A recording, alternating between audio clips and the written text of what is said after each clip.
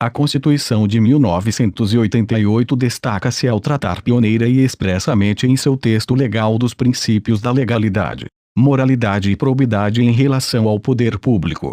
Neste sentido, esclarece-se que a moral administrativa abarca a ideia de boa administração, e não somente uma distinção entre bem e mal. A probidade administrativa, dessa forma, consiste em uma das formas assumidas pela moralidade administrativa, em que a CRFB/88, em seu art.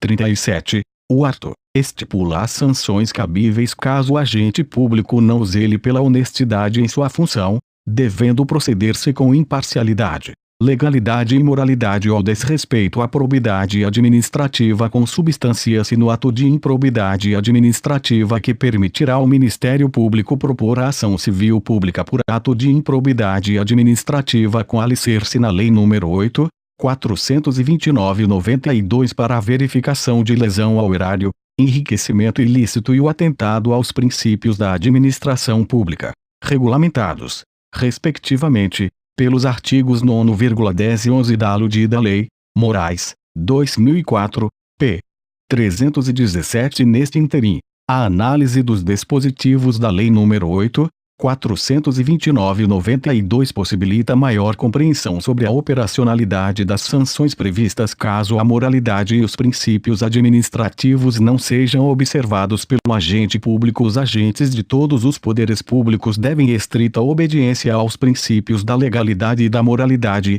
por conseguinte, ao princípio da probidade, sendo sua inobservância ou desobediência passível de aplicação da referida lei sempre que esta apresentar um nexo de proporcionalidade com a natureza e o grau do ilícito praticado.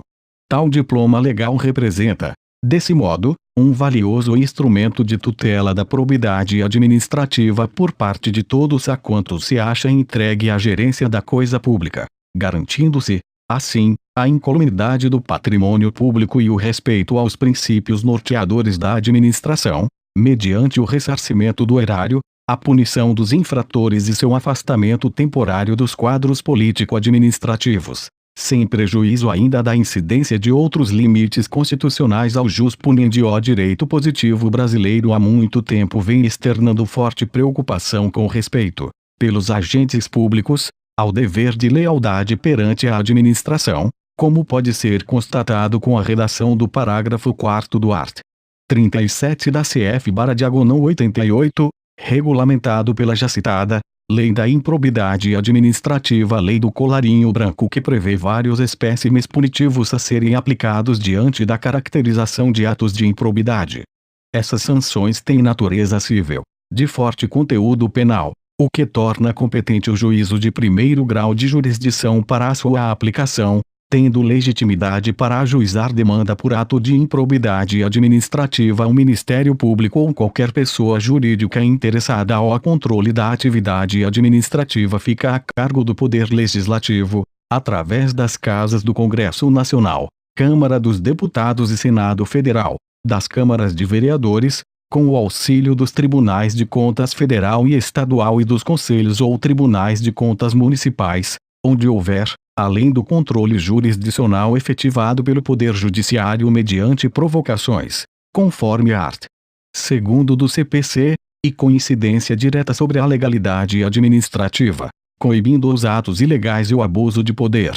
Além desses, pode-se citar ainda a brilhante atuação do Ministério Público que, mesmo não havendo, a rigor, um controle ministerial da atividade administrativa, vez que sua atuação consiste em demandar perante o Poder Judiciário, acionando o órgão judicante por meio da ação civil pública para que, este sim, exerça seu controle, vem desempenhando uma importante tarefa no combate à improbidade administrativa. Não se pode esquecer que ainda existe o sistema de controle interno da atividade administrativa, autocontrole, no âmbito de cada um dos poderes estatais, bem como a participação ativa da imprensa em geral, que em muito tem contribuído para o desvendamento de casos rumorosos de corrupção, desvio de verbas e mau uso do dinheiro público, mantendo a sociedade informada acerca do comportamento e das ações político-administrativas dos administradores públicos. Portanto, vê-se que o Estado brasileiro está muito bem aparelhado para assegurar o bom funcionamento dos órgãos e entidades encarregados de servir a sociedade com presteza,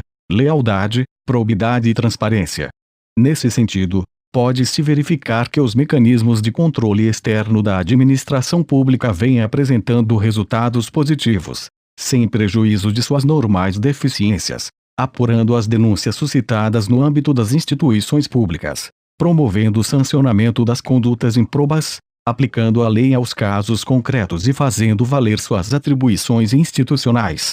Para que esse controle continue sendo eficaz, é necessário aperfeiçoar cada vez mais as Cortes de Contas, mantendo suas estruturas e competências já existentes e reestruturar o sistema de controle interno do Poder Judiciário, garantindo-se a imparcialidade e segurança necessárias.